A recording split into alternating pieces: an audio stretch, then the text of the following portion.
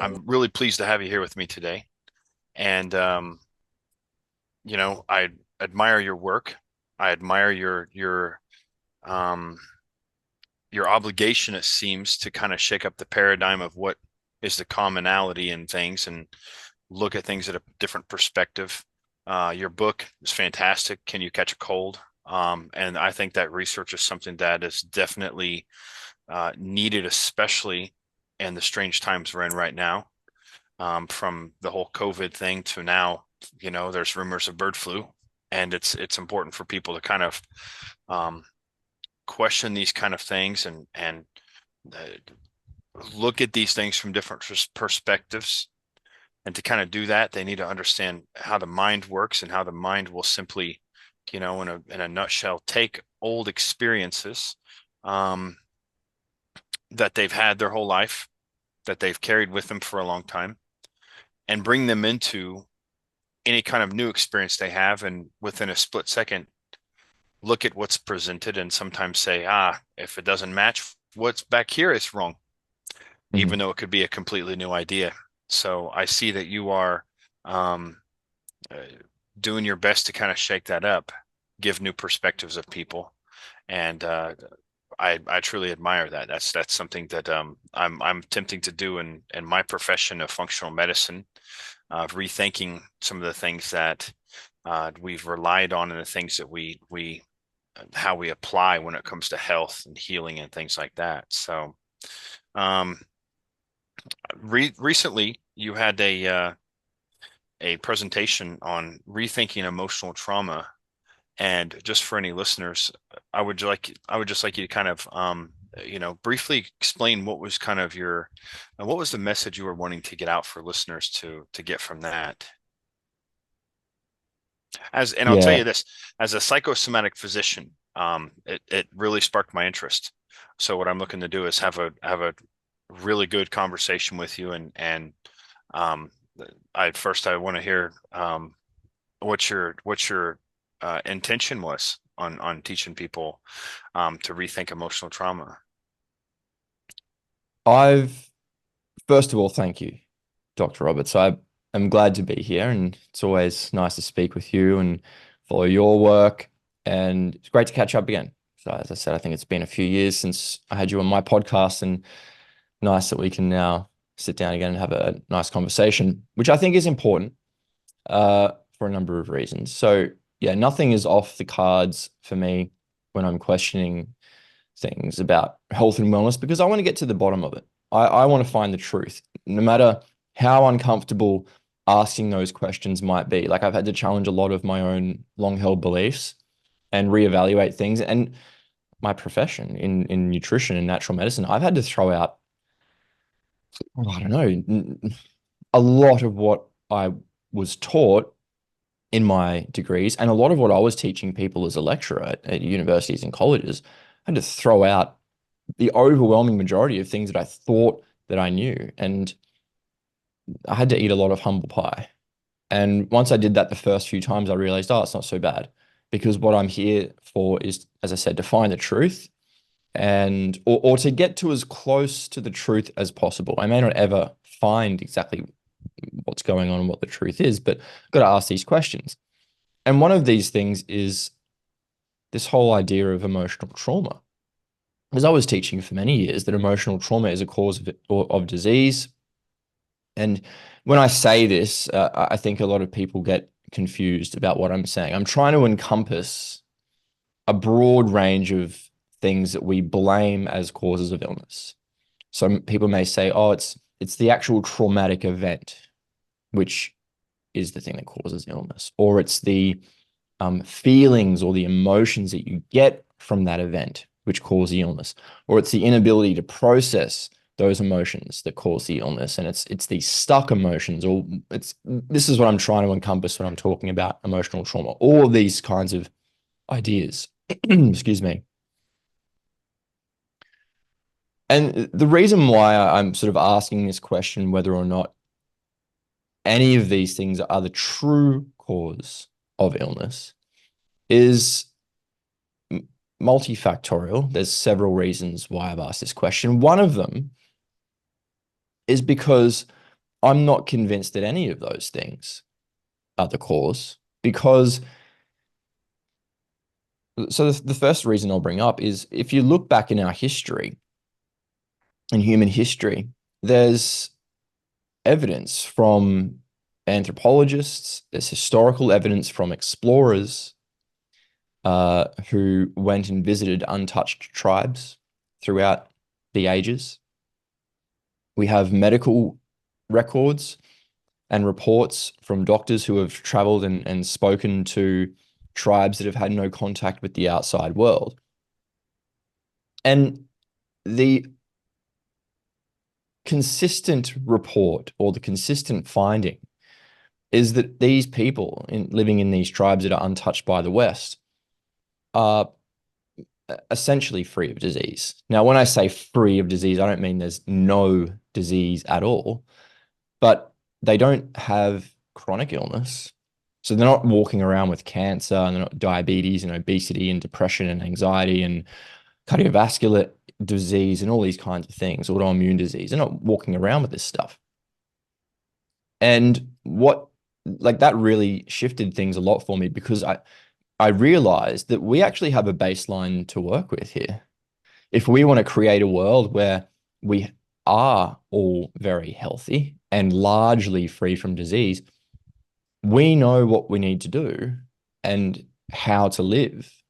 We have a bit of a framework now which to work by or towards to create this reality. Now, they didn't have these diseases, but we've got lots of disease now. So I look at that and go, right, what's the difference between how they were living and thinking and doing things and what we're doing and what's the difference? And there's obviously a lot of differences there. But this idea that, so like being exposed to a traumatic event or an emotional, those individuals, those people in our uh, sort of Tribal, our ancestors, our these ancestors, right? tribal people, our ancestors, people that lived on this earth in harmony with nature for a really long time, were always exposed to a so-called traumatic event, and they always had emotional responses to particular events and these kinds of things, yet they were free from disease. So if those things were always with us, then they can't be the cause. It means that something else has changed for there to be disease arising. So my question is, what are those things that changed? So I know that people want to sort of point to the emotion or the inability to process the emotion. Sure, like makes total sense. But where I'm sort of heading with this is if that is now so-called causing the illness, what changed so that we aren't able now to process these emotions and thoughts and feelings and beliefs or whatever? Or why is it that we're more sensitive to so-called traumatic events? Or why do we perceive things as traumatic or harmful or hurtful or negative? Like there was obviously an innate inbuilt capacity for us to deal with these things in nature. Right. So what changed that has now disconnected us from that innate ability to do so? Because I think that's where we should really be focusing our attention rather than going, oh, there's these events that happen in your life and you're going to get exposed to something. You might perceive it as harmful or hurtful. And now it's going to manifest as XYZ disease. And then the only way you can overcome that is by releasing XYZ emotional trauma or shifting this energy. And I feel like we're only halfway to answering the problem. That's like a very, it's good. Don't get me wrong. Like any therapy that is helping people to heal themselves, like what you're doing or what people are doing in various other modalities, whether it be hypnotherapy or psychology or whatever it might be. I'm not saying that those things aren't effective and they don't work. I'm saying it's a reactive approach. And if we truly want to have health freedom, then we have to find out what that innate ability was that we become disconnected from to process that so we don't have to keep outsourcing our health to somebody else. I And I love that. I love that because I do believe we have this uh, built-in innate system, a mechanism within us that uh, would keep us essentially doctor free if we followed a few basics. Maybe we need to do some herbal detoxes maybe a couple times a year. Maybe we need to sweat quite a bit to just get rid of things. I saw your post the other day that said, looking inside's futile. We need to focus outward. And I assume you're talking about environmental things, people, the experience, the just the exposure we're having to toxins, and we can go on and on because I've researched a number of these things, like glyphosate, for instance, something that's really heavy problem there in Australia. But it's such a problem that it's part of the ecosystem, as are other things like atrazine that we're all exposed to, and what these things do, fundamentally to knocking out essential amino acids, things like that, things that are like the alphabet for the English vocab. That's how essential some of these nutrients are, and they're just getting hijacked by some of these agricultural experience, the ways that we're farming, the things that we're doing to manage our crops today. Um, I don't dismiss anything in the environment. And the way that we're all flooded in tech today has, I think, doubled the Schumann resonance from, I think, 7.8, a normal resonance of, um, quantum particles or what you could call scalar waves coming from space, hitting the atmosphere, bouncing up in the ionosphere, and kind of doing this, the normal Earth's pulse, 7.8, which is kind of nice, slow, relaxing. Now with all the tech, it's like that thing has doubled, and it's stressing us out a lot. So there's a tremendous amount of environmental exposures, from that to toxins to radiation, and many of my colleagues blame the microbes, the pesticides, the I'm sorry, not the pesticides, the parasites, the heavy metals as the culprits and things, and maybe because we're weaker, things like that. And I certainly don't dismiss that. And mm, I definitely want to shake up the paradigm of thinking that it's always going to be something in a pill form or a bottle that's going to provide health. You just need to take, a yeah, briefcase of supplements so often, and you're going to be fine. Um, I run into people all the time that are doing all the things correct. Usually they've seen various functional medicine practitioners or naturopathic doctors, and they're eating organic, and they're getting sunlight, and they're doing everything right. It's just something still going wrong. And what I find is a subconscious mind set for self-mutilation. And that is what's different to these tribal people. Uh, I don't know if you're familiar with Mark Lewis. Have you ever heard of him? no, Memoirs of an Addicted Brain. Memoirs of an Addicted Brain. A very brilliant neuroscientist who, in his own life, had many addictions. And first off, with addictions, when did humans actually start becoming addicted? Because that's another one of these questions that should be asked. From our tribal times, whenever we are one with nature, and we would slowly start to evolve, and then you become this Little House on the Prairie type setting. I don't know if you are familiar with that mm, Michael Landon show, when they have a family on the farm out in the middle of nowhere, and it's a little girl kind of tumbles down a hill and she gets up, because mm, it's a very tight-knit family back in the day, with the coach and the wagon, the cowboy, the Western days, even before that. Okay.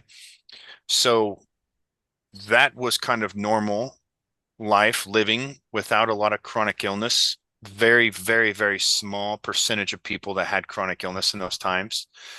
Um, maybe I don't remember the exact numbers, but it was an incredibly small percentage of people that had chronic illness during those mm, times of Little House on the Prairie. So when did addiction first start? That's one of these questions of what happened to us to where suddenly you look at tribes, they don't have trauma, childhood trauma, they don't have repressed emotions. What happened to them?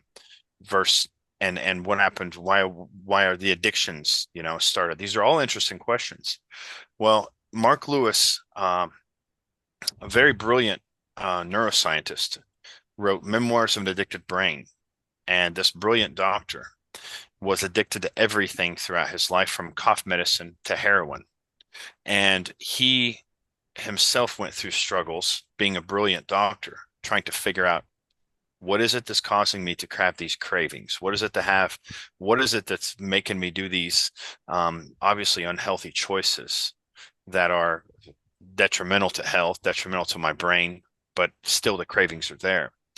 And he was with a group of his colleagues exploring a part, I believe it was Malaysia, and these doctors were going through very dense jungle, a group of doctors and researchers, and they picture them all dressed up with their bright suits and their machetes, and they're hacking through this jungle of Malaysia, and they come across an untouched tribe. And this doctor sees this man with his son, maybe a young man, maybe his son is maybe 18 years old or somewhere around there, 16, 18 years old. And Mark Lewis, with all his knowledge and all his experience and all his trouble with addictions and all his own brainstorming and wondering, was absolutely flabbergasted by the way this young man appeared, completely grounded in who he was, observing these doctors, not a timid, not afraid, but not aggressive, completely grounded within who they were as people. He had never seen such a sight as a person who was completely grounded in who they were, one with nature. They had such an appearance that it shook him to his spine and it excited him. He thought to himself, my God, that really exists in humanity. That kind of harmony, that kind of one with nature, that kind of, like you're describing, these early untouched tribes, you know, they still exist today Mm. in small isolated pockets. And it excited him so much because he thought, if that exists, then there's a chance for me to be something like that, you know? So the question is, what's the difference? Why the disconnect? Why this brilliant doctor with his own addictions uh, coming across this unreached, man and his father, and such a profound shift? What was the difference? I think that it all starts in childhood. And I wasn't getting a breath of this in any of my academic studies. I learned this through various teachers that have long passed that were around before the internet. So finding any notes or scraps of whatever they left is very difficult to do. But they were, in fact, healers. And I don't dismiss, it's very unwise to say, here's the thing that causes illness, because you could have four people in an alcoholic household that's very violent. Four kids grow up in an alcoholic environment, and you would almost think, well, it's the same environment. It's got the same energetic. It's got the same stoic, experiences for everyone. But each one of them would grow up to be completely four different people. Maybe one of them or two of them are highly addicted. One of them's a workaholic. Maybe the other one does something completely different. So trauma is very perspective. Okay. But I think what happened to make the difference between this unreached, this specimen that Mark Lewis just, essentially witnessed, that Mm. excited him, and versus us, how we are today, we have to look at how things unfolded. So the first addictions, I think they started around the time when there was an American Revolution, when families were pulled apart.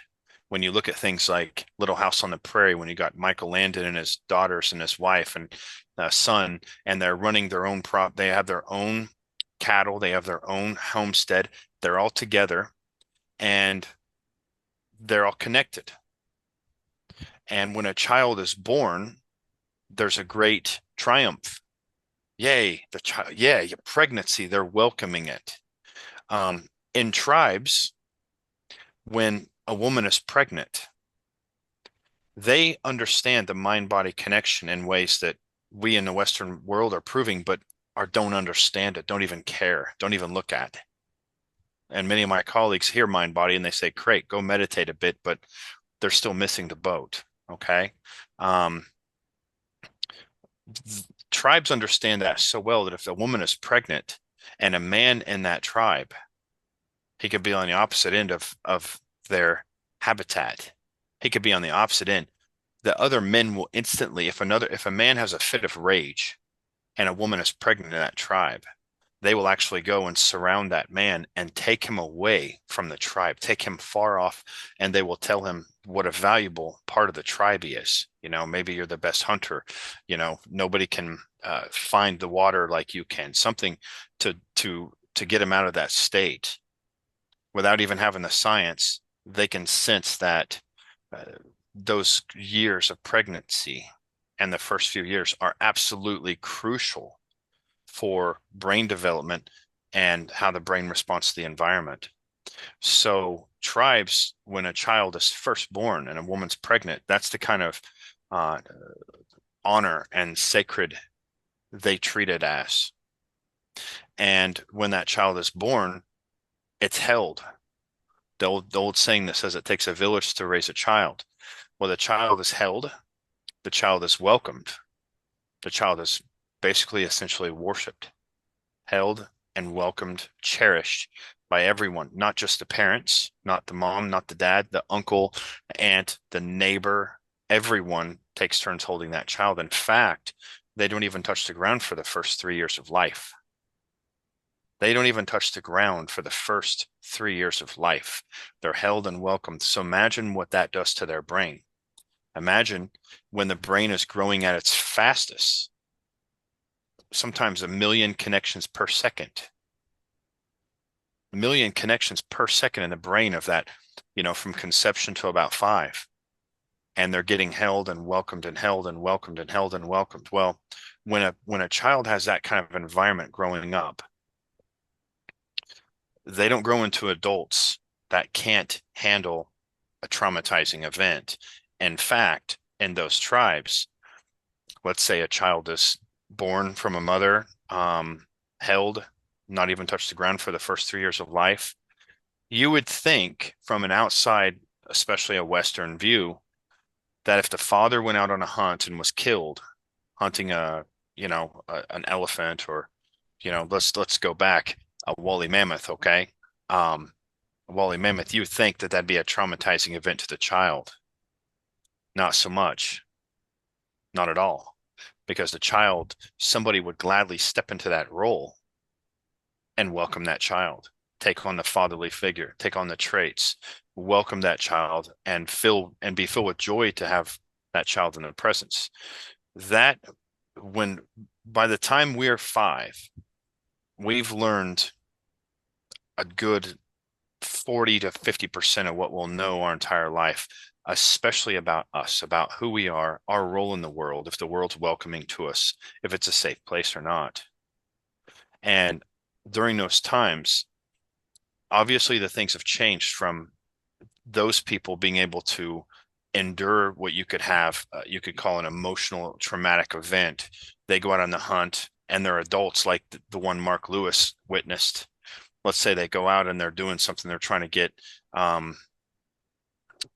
trying to bring food home, and they run into a lion or a saltwater croc or something, and they're fighting with their lives, they're fighting with spears, and one of them gets either their leg taken off or one of them gets killed. Because of the conditions between 0 to 5, they automatically aren't going to carry that as a wound.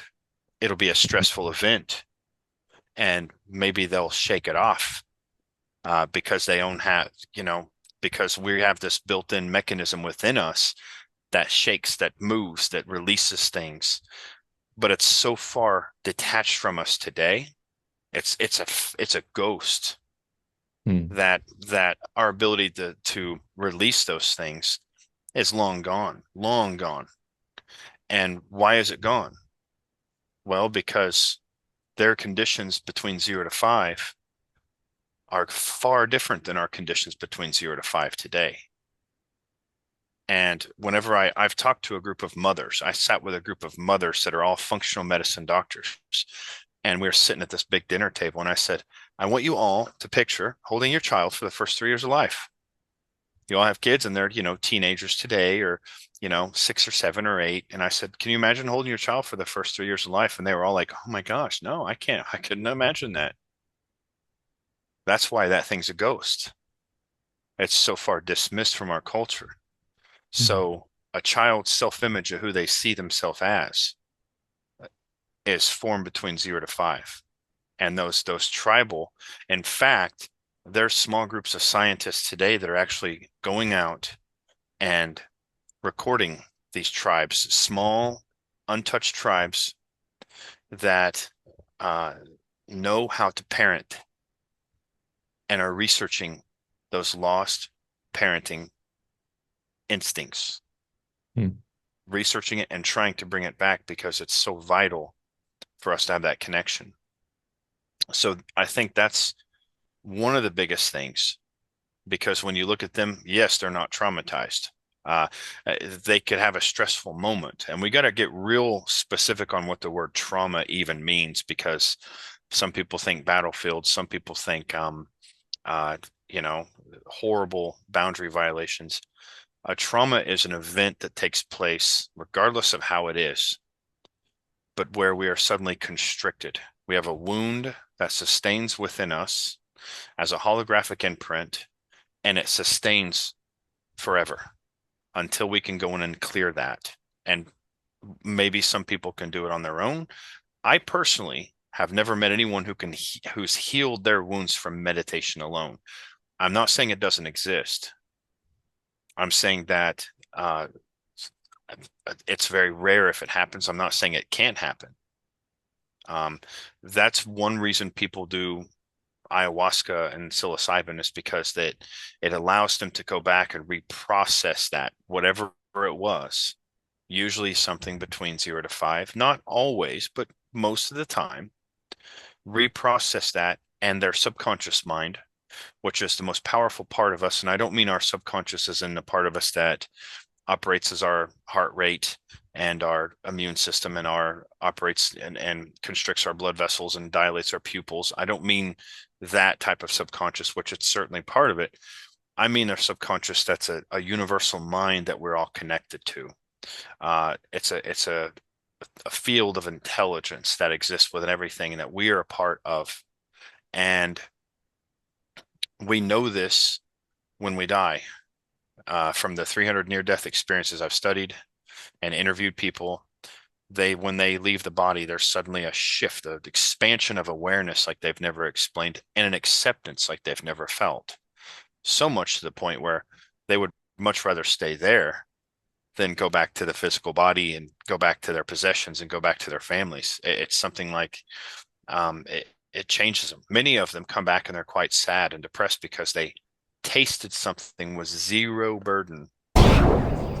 Hey everyone, I'm Dr. Gabe Roberts, and if you're a functional medicine practitioner, a naturopathic practitioner, or a chiropractor, and you want to be in the top 5% of your field of being able to resolve childhood traumas effectively and completely change the trajectory of your patients' outcomes and healing, you need to click on this link below. And they come back to waking up in a hospital with tubes in their chest, broken ribs because somebody did CPR on them. You know, um, many of them explained those kind of distraught things. So they experience a taste of pure consciousness, and that's how we start out. We start out as that pure consciousness. We start out as infinite abilities to do things, right? And we are pure consciousness, and then we get compressed at the moment of conception to a single cell, or two cells rather, sperm and egg united. But all we still know is pure consciousness. I guess you could say one with divine, one with God, one with source, something where we're accepted and we feel welcomed. And in that moment at conception is when we're absolutely the most vulnerable. It's when we learn the most. It's when we learn the most. It doesn't seem like that from a logical standpoint, from a conscious mind standpoint, from a research based standpoint. It doesn't seem like that would be the case. But that's when we are absolutely like a sponge. When does a sponge absorb the most water? When it's the driest. That's when we're the driest. So here we are in the womb, connected to pure consciousness. That's all we know. And we have our first initial event. And that first initial event in our Western world today is usually the shock of pregnancy. Oh, I had a one night stand with this guy. I never would have imagined him being the dad. I have a very Catholic family, or a family that's would see this as wedlock, and the emotional shock that this mother takes place, okay, is absorbed completely by that newly grown fetus, and that becomes what's called the initial wound, initial event. And that is the first time we learn something, whatever it is in that moment. And I'm not saying that we have a brain and ears and can figure out what all is going on at that moment. We don't know, but we absorb data. And the minute we absorb any data and learn something, we immediately in its wake form what's called a critical faculty. And that is a part of us that uh, when we're conceived, we come into the world, we're like a blank hard drive with enormous capacity to store information, but nothing there. And the first thing that happens, it's like a little splotch of information. And now we have something to judge the next thing coming and evaluate. Is it like this? Is it not like this? And it's like a little magnet. Anything that's in resonance with that first experience gets added. It's like the critical faculty opens up, allows it in. If it doesn't match, it's usually rejected. So think about this now to the tribe, to the infants, the babies that are born into tribes. The minute a mother is pregnant, the entire tribe is worshiping, and that energy is felt by that developing fetus. And as they worship it and they worship it, and then it comes out as a baby, and they're held and it's cherished and cherished. Each Mm. time that occurs, that perception builds stronger and stronger and stronger and stronger and stronger, and it's protected by a critical faculty. So when they come across something later as a young teenager or something that is very disturbing, they have a perception built that I'm worth it, I'm lovable, I'm who I am, I know who I am, I'm I have a place on this earth, strongly grounded in who I am, and something bad happens, like one of our members gets lost, one of our members gets killed, I have a wife that dies in childbirth, whatever it is, it's not going to really affect us the way it would if we were born into the Western world and the mother goes, "Oh crap," and then I shouldn't have this baby. I should have an abortion. Yeah, I don't know. Not right now. Not this point in my career. I had another mouth to feed. All of these things. Well, we'll have the child anyway. And we have the child in circumstances where the parents are stressed out. Don't hold it for the first few years of life. You know, um, let him occupy himself. You know, and what perceptions is that child building? And what those perceptions are also highly protected by that critical faculty. And I would have never imagined this would be the work that I would do. But when I started investigating myself, investigating trauma and how does it start? What is childhood trauma? I hear so much about it. I hear people speak on it, and rarely do they get my attention. Most of the times they have no idea what they're talking about. It's such a catchphrase today in our society. I'm not kidding, Daniel, and you probably know this as a fierce researcher as you are, and an intelligent thinker as you are. I went to a meeting a couple of months back in Dallas to listen to these functional medicine doctors talk. And when I showed up there, many of them, I brought a huge box of my books, just thinking I'll see what happens. No big deal. Those things were gone within no time at all. People wanted them, right? And I went there as a student. I went there as a student. I'm not. I'm always open to learn more. I'm one of these people that a test of an educated man is how fast you'll drop your most cherished beliefs when a new, better belief comes along. So I'm sitting here as a student. I want to hear this trauma speaker talk. I want to hear if there's anything that I'm missing or anything I can add to my repertoire. Let's hear it. And this speaker, in front of 1,700 doctors, said the key to healing trauma was orgasm. I mean, here's the thing, absolutely disgraceful. a disgrace. And I don't mean to say that in cold, judgmental terms. I mean to say that I have a tremendous amount of female patients that have come to me with boundary violations, something like that, severe depression, Crohn's, stage 4 cancer, and they've tried everything. And when I ask their subconscious to take us to the key event, it goes back to a boundary violation where there was something going on with them as a young child, sexually forced oral sex. And to hear this professional say, that's the key to healing trauma. I was just rubbing my eyes going, oh man, it's at its very infancy. Um, so this is a subject I take very serious, just as I know you take your research and your work very serious too, looking at what are the factors that cause health, create health. And I think that's the biggest difference between the people that um, did not have trauma in those recorded times. It all had to do with the way they were cherished and raised in the first few years of life. And that really sets the dynamic of who we are as an adult. Um, and I've even come to the conclusion that I would think that 75 to 80% of our population today doesn't really, and when I say the word love, I want to be real clear on what that means, because I've seen the word love hurt people.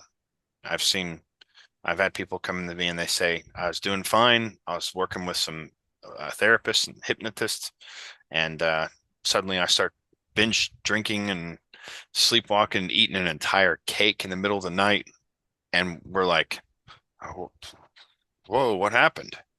And somewhere along the line, the heartfelt therapist, they're doing their best from their heart, told the person to love themselves more, told themselves to love themselves more. You need to love yourself more. And they had no clue that between the ages of 0 to 5, they were brought up in a home where love meant distance and criticism. And so they hear that. The subconscious mind says, no problem. It associates what's there first, not what love is, what's there first. And the person suddenly has this impulsive behavioral shift and change. So when I say the word love, I always give it a definition. It always means I only see the best in you. I welcome you in my presence, fully welcome you in my presence, and I'm filled with joy to have you in my presence. So whenever we say love to our kids, if I brought my 10-year-old daughter up here and said, "What's love mean?" she would say that. She would say those words. I'm still working on fulfilling it to the best, because I am a man in the Western world, growing up with all of this stuff. I'm still working on undoing the traumas I did to my own children. No, they weren't beaten, they weren't, abused, but they certainly weren't raised the way that uh, tribal young man was that Mark Lewis witnessed, you know. And I Yeah, think that, that's go ahead. just so yeah, I totally understand what you're saying, and I do agree. And while you're bringing up this point, am wondering, we're going along as humanity doing all of these things. So this is our default way of life. This is our default response. This is our default or baseline way of bringing up children.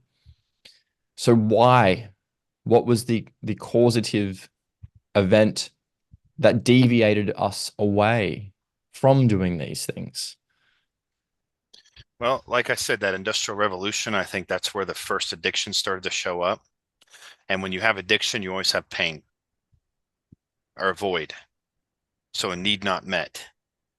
The industrial revolution started to rip the families apart.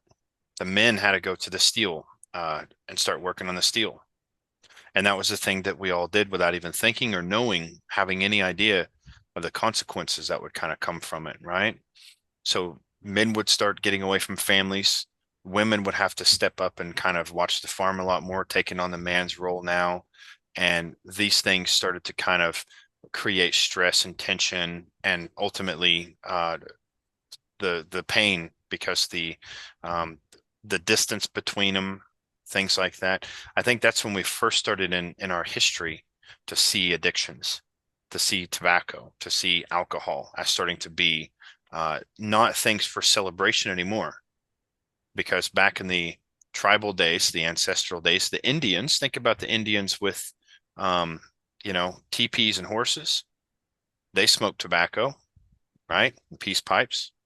Mm. Very, if any, very, it's very, very, very scant and few records of any lung cancers from Indians back then. And they would smoke tobacco from a pipe, celebrating, ceremonial, right?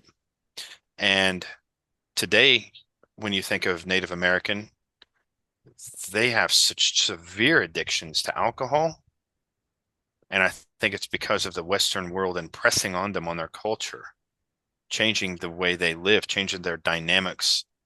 And I think that's what happens. Anywhere you see an impressing of culture, you don't see that with the tribes today. You don't see that. And not that I'm an expert on these untouched tribes, I just know they exist and they're very protective of their boundaries because they know that I think they can sense that the minute we encroach with our culture, our Starbucks, our quick trips, this and that, it's the end of them the way they are, Mm. right? And I think they sense that and they're very protective of that. They want to stay away from us. And it's because of some of the things I described, but also other things that I'm probably ignorant about. Um, you know, maybe on the just to throw this out there, if there was a Sasquatch or a Bigfoot, he's staying the hell away from humanity too, right?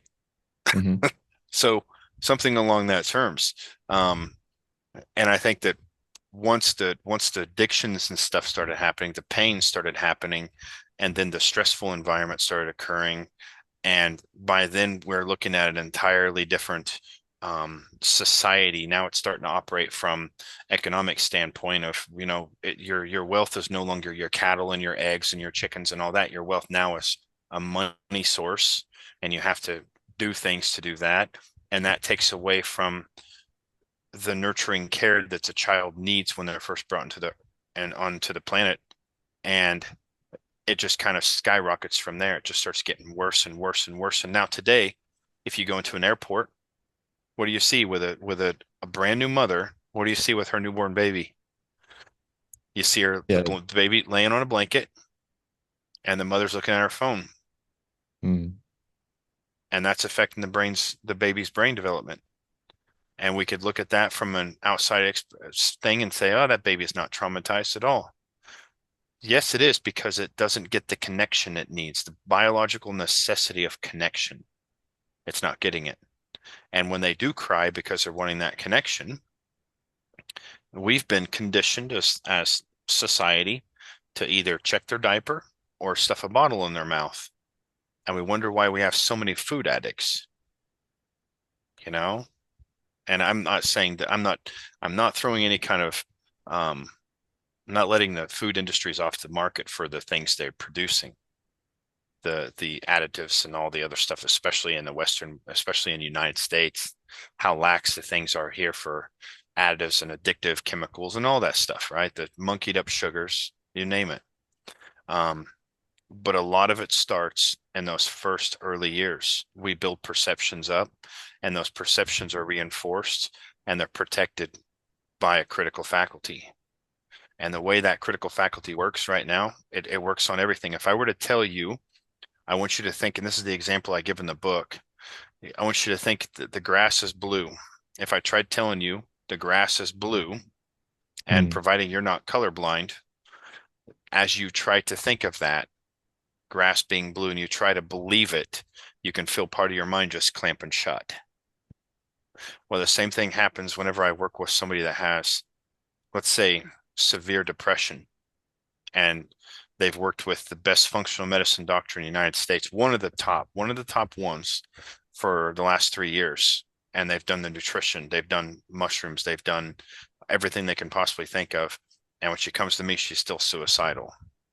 And um, at our consult, I said this to her. I said, I want you to tell me you're a worthy, valuable person. and she just can't even say the words immediately, you know. And I say, what if I told you you're a worthy, valuable person? Listen to me, you're a worthy, valuable person. That critical faculty is like a piece of titanium protecting that perception that she's not. And so in order for us to get change, I have to I have to get through that. And the way that's what you would call hypnosis, but I don't do hypnosis. I do something that involves the critical faculty. So they're a much more awake state, but we're involving the critical faculty versus just bypassing it or sending it out for pizza while we go in and talk to the boss. So the only way we can change that is going back where she first learned that she wasn't valuable. And guess where we go? In the womb somewhere, the first few years of life. And if we don't get back to that initial seed planting, all other forms of therapy and treatment and nutritional stuff and bags of IV, vitamin C, and all that can go on indefinitely. Now, is everyone that way? It depends on the load, depends on, you know, what early perceptions you had. You may have had childhood trauma, um, but your parents could have welcomed you a lot more. They could have been pleased. They could have welcomed, they could have been excited the moment you were conceived and the moment you were born and welcomed it and all that. But everyone in the Western world, though, has been touched by childhood trauma because we're not in the same circumstances that these early ancestral humans were conditioned to, and we're not in the same conditions those tribal people are exposed to, like Mark Lewis recognized. Yeah, it all does make sense to me. I wonder if so you mentioned earlier it's hard to say if there's any one thing, and I kind of look at this and go from a like a holistic perspective, a perspective of holism. Right. Um, what are the consequences of, so I hear what you're saying. Then I think, what are the consequences of having disrupted sleep or being exposed to artificial light when we're not meant to be? How does that disrupt our nervous system and our ability to process emotions when we sleep? Um, like I think about these things, the way that society conditions us not to release feelings and emotions when they come up. So we don't cry, we don't experience rage, or it's like you Right. be an automaton. Don't allow yourself to feel these things, and when they do come up, you push them down. And then we've also been conditioned, I think, to believe that we are our thoughts, or we are our feelings, or we are our emotions, and I don't think we are. No. Um, Guy Michael Singer, who asks the question, like, who are we actually? Like when you like we are, who is it that is aware of the emotions, the thoughts, the feelings, the beliefs? Like, who is that really? And when you think about that, it's like a pretty deep philosophical question. Um, who is it that is aware that you're aware? And whatever that is the same energy source, consciousness, whatever it is, God, Right. that is aware that you're aware and is aware that I'm aware. It's the same thing. So it could also be possibly, I don't know, I'm just musing here, that the ancient tribes understood who they really were. They understood their place in the cosmos. And they didn't get caught up in these things of going, I am this, or I am that, or I am my feelings, my thoughts, my emotions, whatever it is. They understood who they truly were and knew their place. They were spiritually connected, Right. right? They weren't lost in this world going, oh my God, like, who am I? Where am I? What am I here for? They were really grounded and sort of centered in that. And I think that that may also have a part to play as well. And I think when you lose connection with that and you don't know who you are or what your true purpose is, or why you're really here, then you have to start externalizing these things. You lose your sense of purpose and whatever else. And you get all these uncomfortable feelings that come up and go, oh, well, how do I deal with this? Well, now I better eat myself silly. Or now I better engage in this behavior or whatever to try and deal with this disconnection from spirituality from who we really Right. are. Right. I think this is like a multifaceted.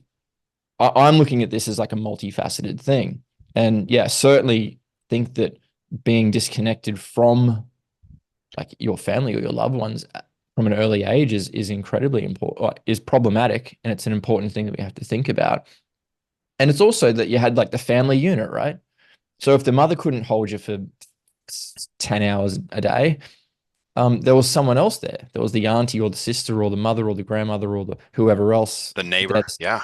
Yep. and we don't have that anymore. So like No. there's all these things, I think, that it might seem like a lot to address. People go, oh my God, there's all these different things. But really, when you think about it, it's just we're just being disconnected from nature.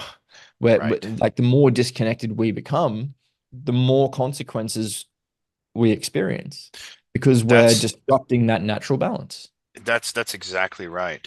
And so um when we can reconnect with that and that disconnection starts with that first initial sensitizing event is what it's called. ISC happens usually between the time of 0 to 5, and it's when we first disconnect from our authentic self. And then there's coping mechanisms that come from that.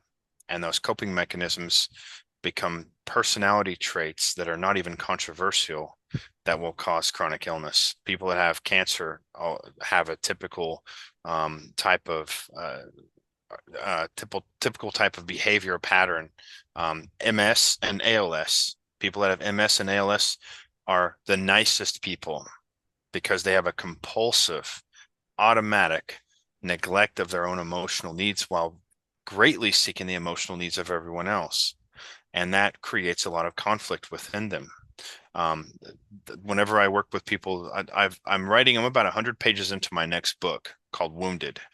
And I'm giving an account of this work I do is regression work, and it's whenever I take a person back, um, through, I guess you could call it hypnotic regression. There's many terms for it, but it's altered state of consciousness where we're letting their subconscious mind do the talking.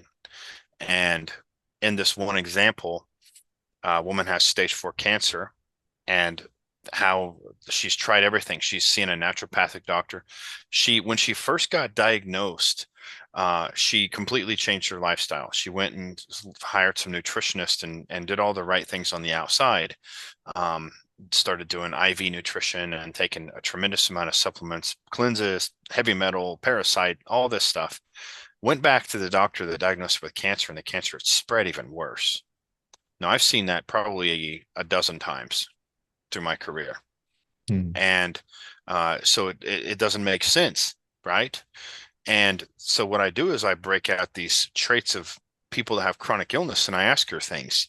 And it turns out she had a very compulsive, without even thinking about it, it was so natural to her. It was like the landscape, the trees. It was her. It was who she was. It was her normal, but it wasn't normal.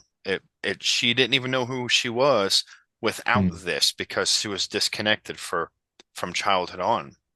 And she had this compulsive behavior of, I'm responsible for how other people feel, and I cannot disappoint anyone.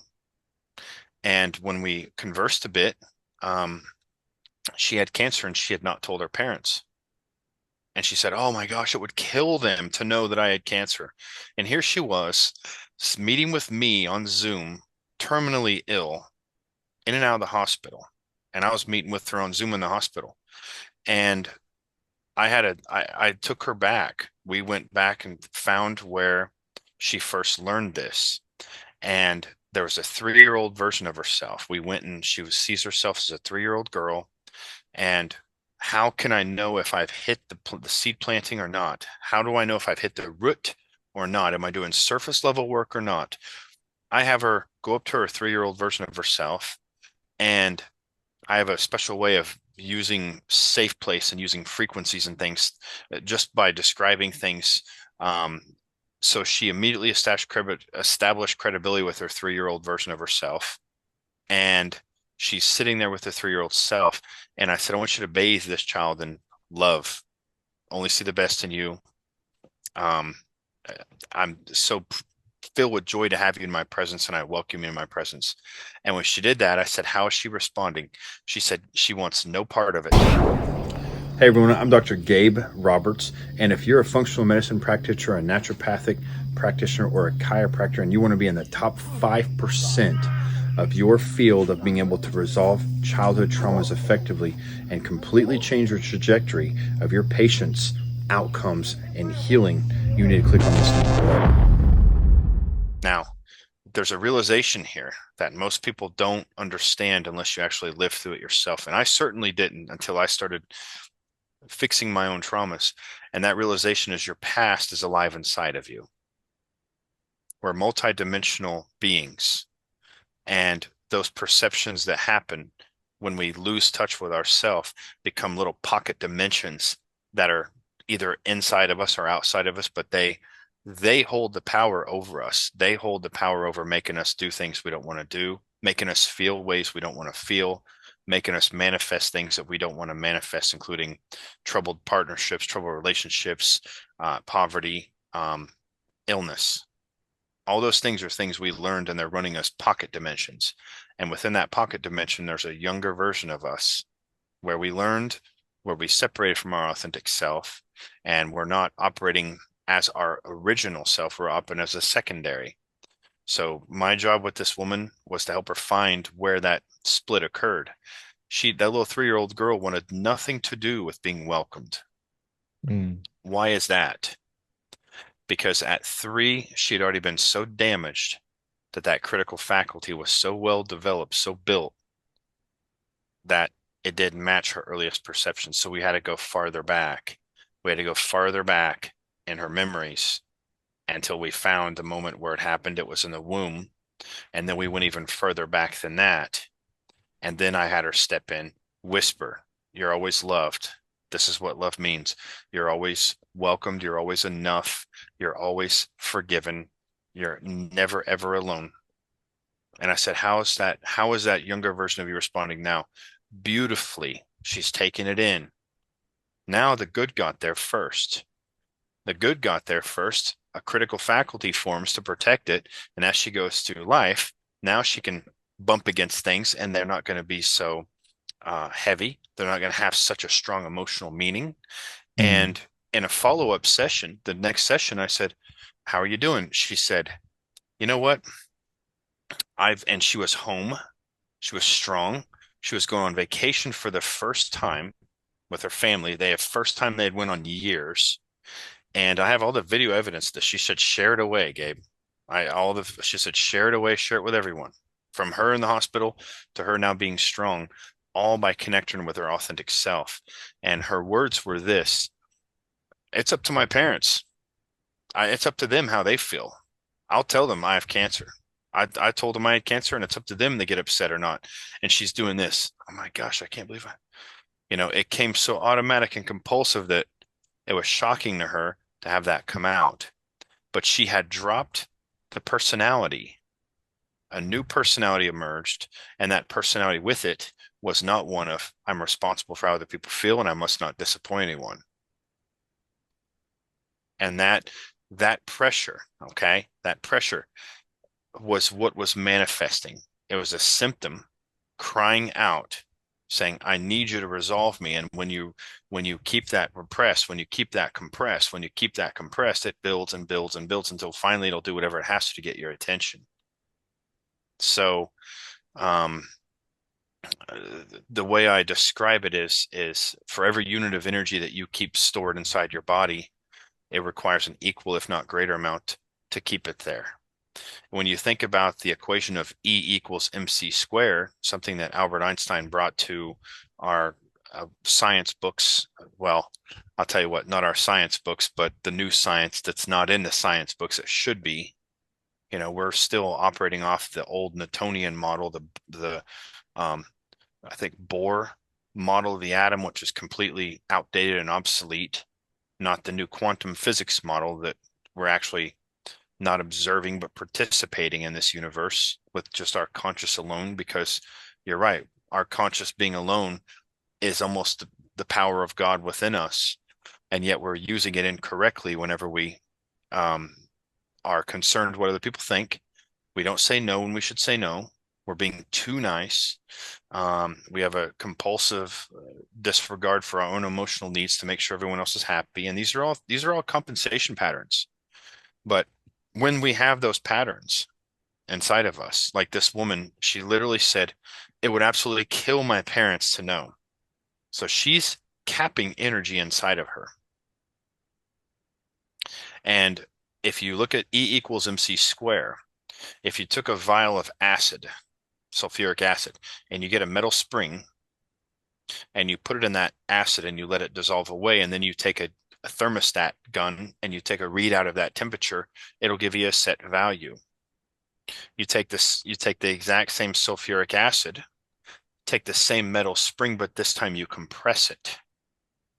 When you compress it, put it in that acid compressed and it dissolves away, you take the same thermostat reading, that value is going to be higher.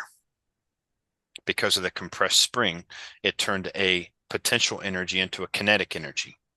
So this is something that affects the whole fundamental of the universe, including us. If I were to say, and I was in Africa years ago, and when I was there, a guide told us that there's lions in the area and 90% of them are mock charges. Don't let them sense your fear. So if a lion runs at you, 90% chance it's a mock charge. What you're meant to do is make your eyes real big, stare at them, and do this. Okay. You're meant to do that at a full grown male lion running at you. What happens to your fear in that moment? It's there, but you're having to push the crap down for a moment and make yourself bigger. Same with if a dog came up to you and you didn't want the dog to sense your fear, smell your fear, as they say. You're suppressing that. Suppressing is doing it automatically and compulsively because you're doing it and you're doing it on a choice. Repression is when you don't know you're doing it because it's become so automatic, but it's still the same mechanism of keeping that energy capped. And when that energy is capped, it will manifest as something mild at first, a little scratch, maybe a little inflammation here, gets stronger, gets stronger, gets stronger and stronger, and soon will start to become systemic inflammation and will become any various of autoimmune condition or malignancy or neurological degeneration. And it has to do with compensation factors that the person learned from 0 to 5, where they're capping energy without knowing it because it's their normal. It's like landscape, it blends in. They don't even know they're doing it. And it's not something that I see a lot of help with whenever you can bring this to people's attention. You can tell them this. And this is the first thing I tell them is these are traits of character. In fact, I have it written right here. Okay. And I go through this whole list with every person, traits of people with chronic illness. And I start reading these off on every single consult I have when they've went to 12 different doctors. And you know what they tell me? 8 out of 10 times I hear this. Are you reading my mail? That you explain that to a T. You explain that's me to a T. And sometimes the women start crying because they learned something about themselves they didn't know. And we can say, hey, watch these things, look at these patterns in your life. But oftentimes it's so ingrained there that the neuroplasticity has a dark side too. Neuroplasticity has a dark side. They've practiced this so much that, trying to create a new way of thinking is almost like a horse trail or a Jeep trail when they got a super high way of being this way their whole life. Once we go back and do this psychosomatic medicine and change those early perceptions, it becomes automatic for them, and suddenly the need for then they have the desire to say no when they want to say no. And the question is, whenever I ask this woman, stage 4 cancer, I said, how does it feel to tell your parents you have cancer? She goes, relief. That relief is the cure. That relief is the antidote that she has, in fact, been connected to her authentic self again. And the same thing, a woman working with a 20-year-old woman who mid-20s, relationship disorders.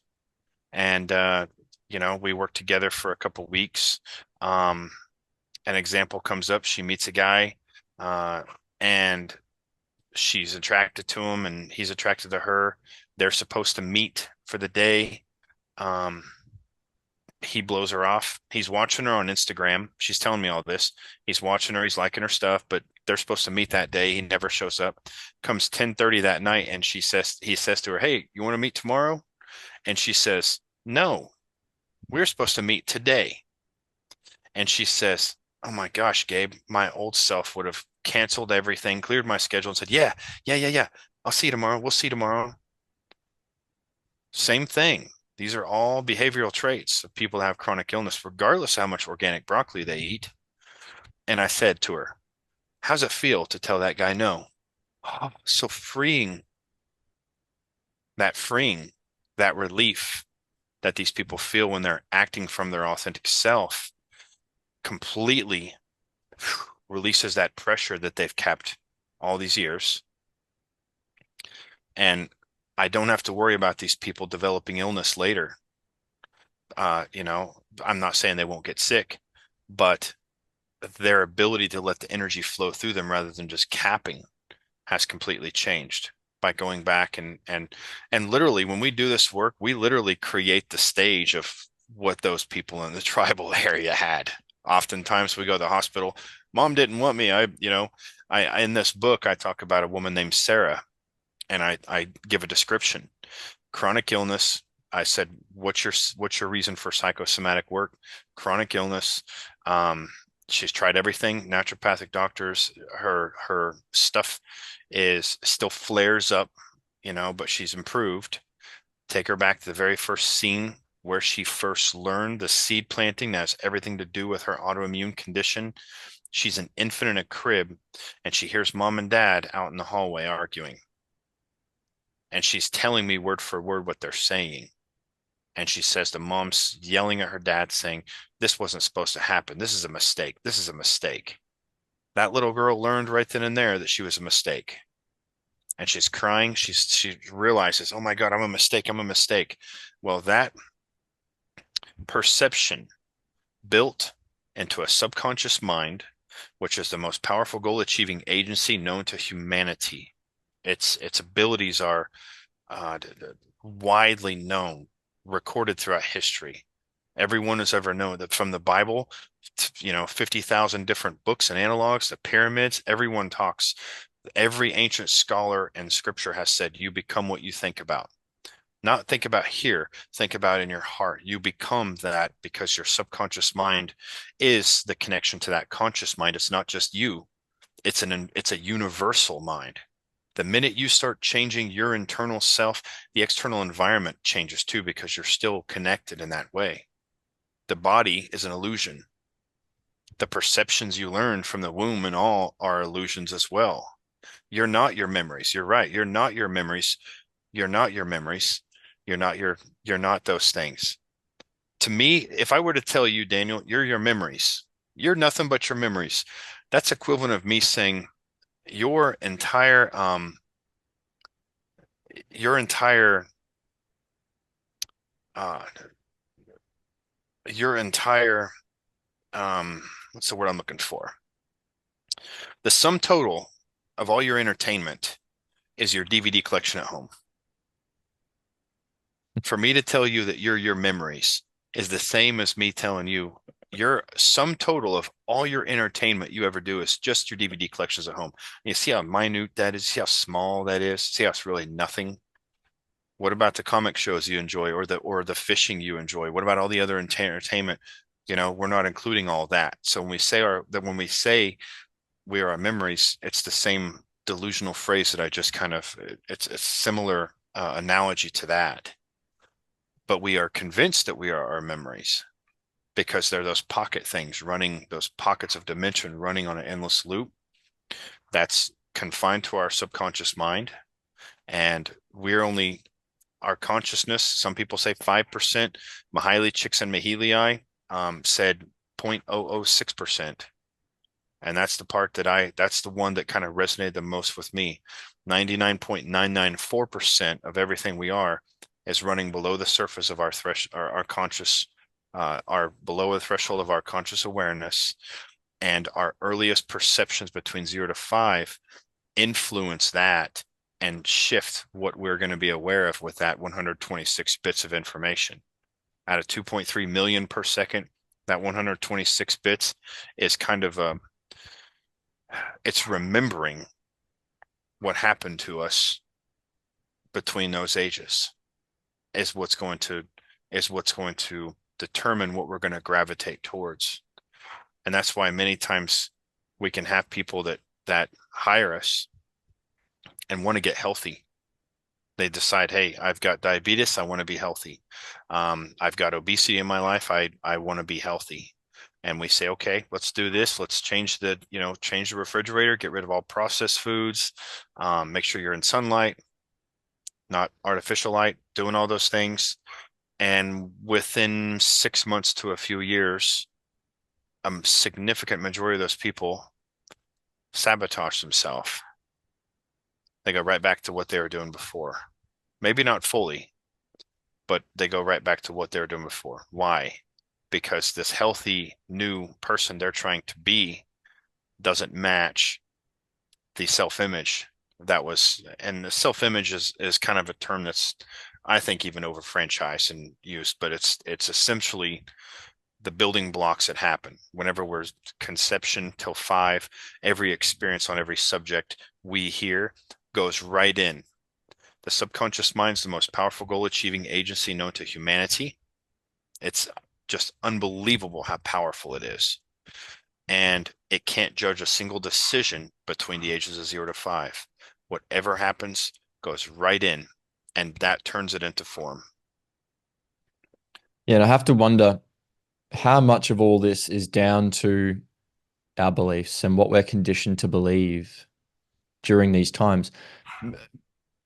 Because I hear of instances where people have XYZ disease, and then I see all of the dozens, maybe hundreds of different so-called interventions, whether they be like a physical intervention or a psychological intervention or whatever it might be, and they get better.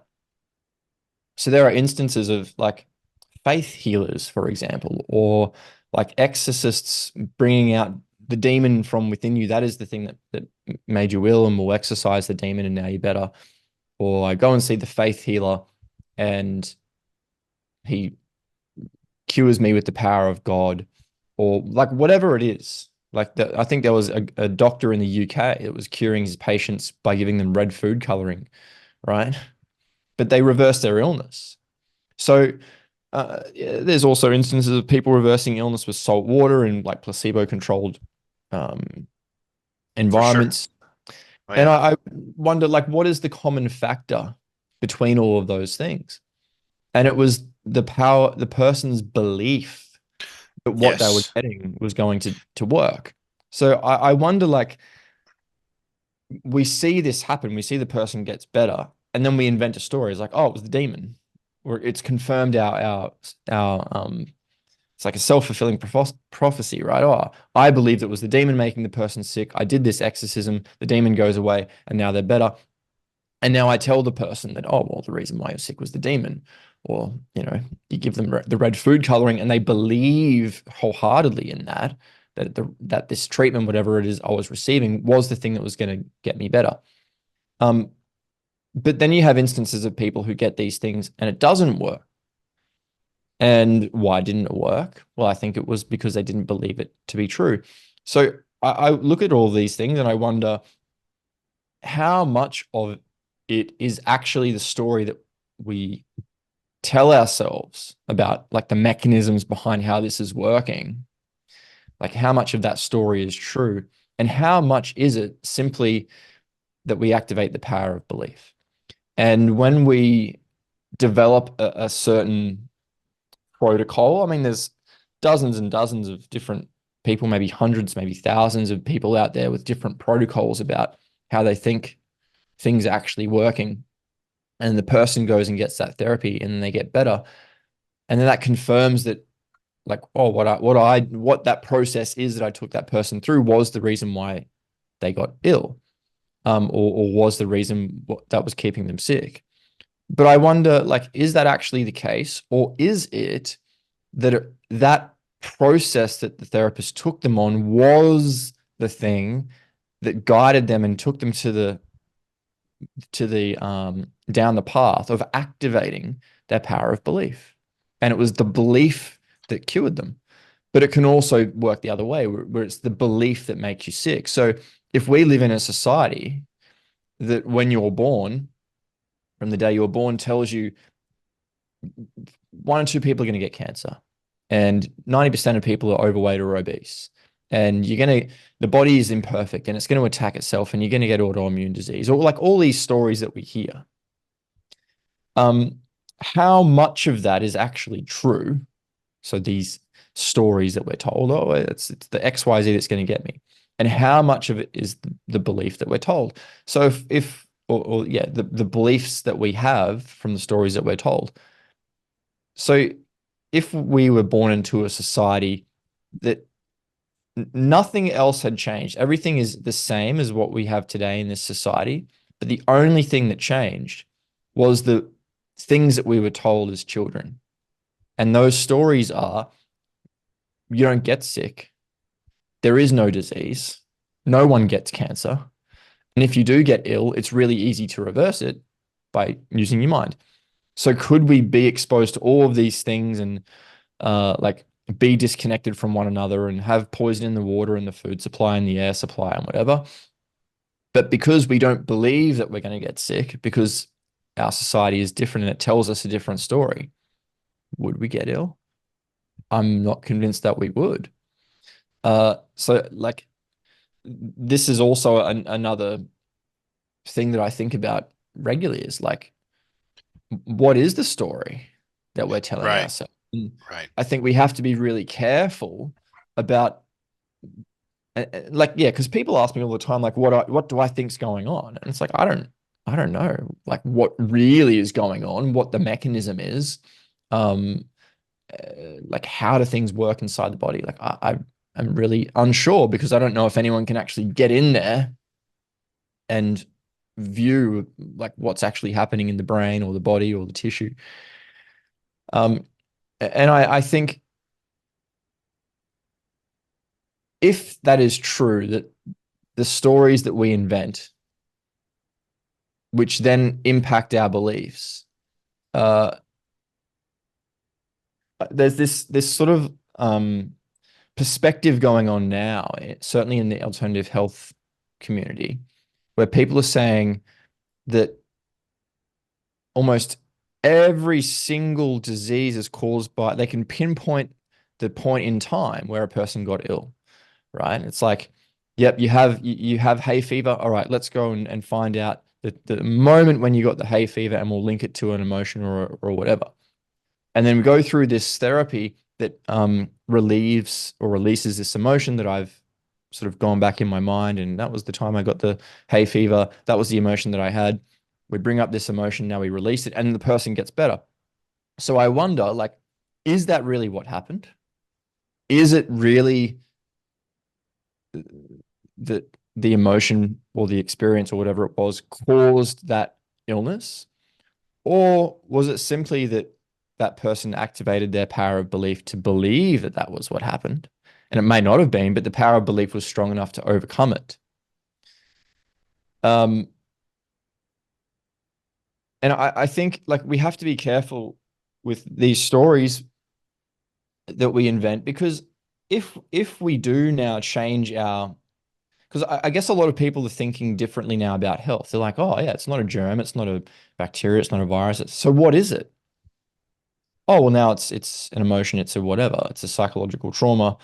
Um, I I I did jump on that really early on, and I was sort of making these claims that yes, this thing is causing the illness, but I don't do that anymore because I'm not certain that that's the case. I'm not certain that these things are the cause of illness.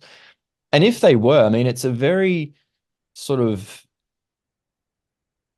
it's like to me, it's a defeatist, disempowering perspective because it's like no matter what you do in your life, no matter what you eat, how much exercise you do, how much sleep you get, how much connection you have with the world around you, whether or not you have meaningful relationships or purpose in your life, none of that's really going to matter because an event could happen, you perceive it in a certain way, and then it creates a disease in your life. So all of those things that you've done are meaningless. Like those health promoting events are meaningless. And I think if we tell ourselves that story, maybe we believe it to be true and therefore it does become true. So yeah, I wonder if like the belief is the overarching power here that we should be focusing on harnessing and being able to utilize at our advantage, because that would mean that no matter what, whether it's an emotional thing, a traumatic thing, a dietary thing, a lifestyle thing, it doesn't matter what's thrown at us, we can simply activate that power of belief and overcome any of it. So all of these things that we get bogged down in worrying about and trying to work out, what's really going on, I'm not sure even matter. If we can Right. just learn from a very early age that we are powerful, we do have the power to control our the way we respond to certain events and how we interpret things. And we do have the power to heal ourselves. Like that's an incredibly powerful message. And that would undo a lot of the injustice and particularly health injustice in this world if Right. we're told this story instead of the one that we're being given now, which is the polar opposite to that, right? Right. And I do think that uh, the power of belief is incredible. And that kind of goes with the subconscious mind, because here's what I always tell people is you have beliefs you know about and you have beliefs you don't know about. And I usually illustrate that by having a person say a phrase and try to feel it. Like, for instance, two different phrases. Right now, I'm working with a man to help people start to build financial wealth. Okay. And I have them simply say two different phrases, this group of people, to introduce them to beliefs they don't know about. I have them say, uh, money flows to me easily. I spend it wisely and I always have enough.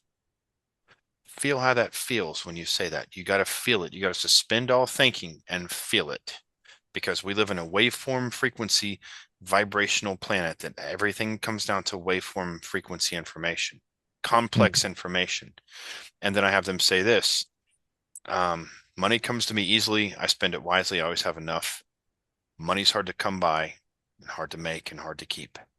And I have them say two phrases. And I say, suspend all your thinking, go with how it feels. And those feelings will show you exactly where your dominant beliefs are, where mm, those pockets of consciousness are. So one of the things that I've found in my work that has to do with spontaneous healings that just are completely outside of status quo.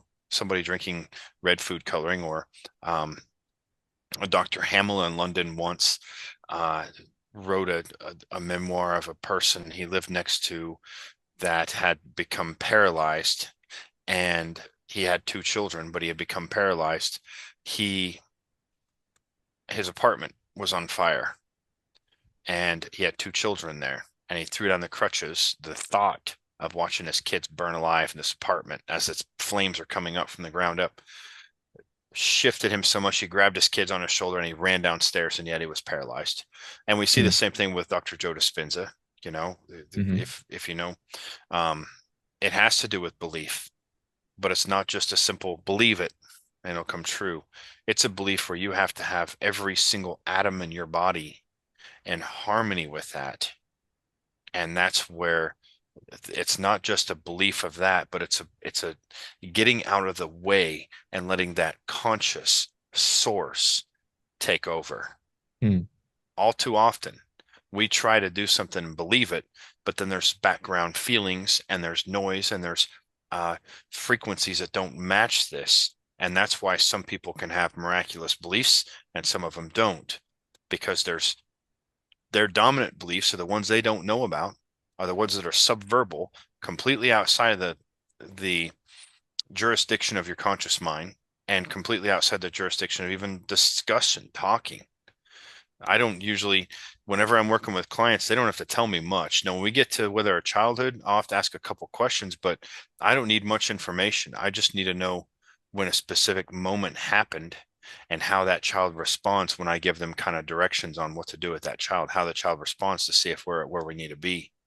Um, but, But and I if would they don't say, have that power of belief that they're going to heal from that then they won't. process, they Then they won't. won't. And So that's here's the what I limiting factor. here's what I always tell them too. I always say this, and I do an interview with them. I always want to see where they're at. Mm, But I also tell them this. This is one of the things I tell them, Daniel. I say you don't have to believe anything I tell you, and you don't have to believe this will work. mm. You don't have to believe it because if my work was based on what they believed, I'd be out of the job. My work is not based on what they believe. I tell them this: just don't fight the process. Don't fight the process. Don't actively fight the process. Stay focused and absorbed. Pretend. Use your imagination and pretend, and follow simple instructions. And if they agree on our consult, then we move forward. Okay. So And you mentioned Joe Dispenza before, which like I've followed his work and I find it really interesting that he gets all these people coming into the sessions and they heal themselves of these diseases. here's the thing. And I don't mean to interrupt you, but here's the yeah, thing. yeah. Some of them do, some of them don't. Hmm. Okay. And I do get people that have just came from his retreats as patients. I've read those books. I've studied this stuff in depth too.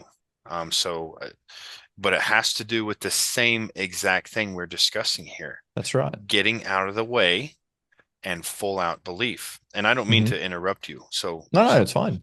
But I have worked. In fact, this woman that was stage 4 cancer had went to a couple of his retreats. So Mm, it is worth pointing that out.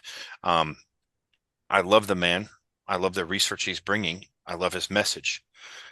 What's the difference between him and my approach? Practicality. I want hmm. something that's really easy to do. I tried his stuff for 2 to 3 years, almost like 2.8 years. I got up every morning and meditate at 4:30 and try to clear out the garbage I didn't want, the feelings I didn't want. I'd get up at 4:30 and sit there and go through everything, putting my brain into that theta and everything, and it didn't help. Mm, It didn't help. Um, was I calmer in the moment? Yeah. Was I was I able to start judging what I got emotionally involved in? Yes. So then I could decide, is this thing coming at me? Is this ex-wife or this former spouse trying to do this and trying to take my kids because I've got a former spouse that I don't get along with? Um, is this worth getting emotionally involved in? Is this guy that just cut me off in traffic? Is this worth getting emotionally involved in? And I could get myself out of that, but my body was already still reacting. mm, Okay. That's what I mean. I could consciously say, oh, I don't want to go there. And I could be trying to choose something else, but my body was already reacting. And you could feel that around me. You can feel that. You can feel because of this Taurus field we have around us.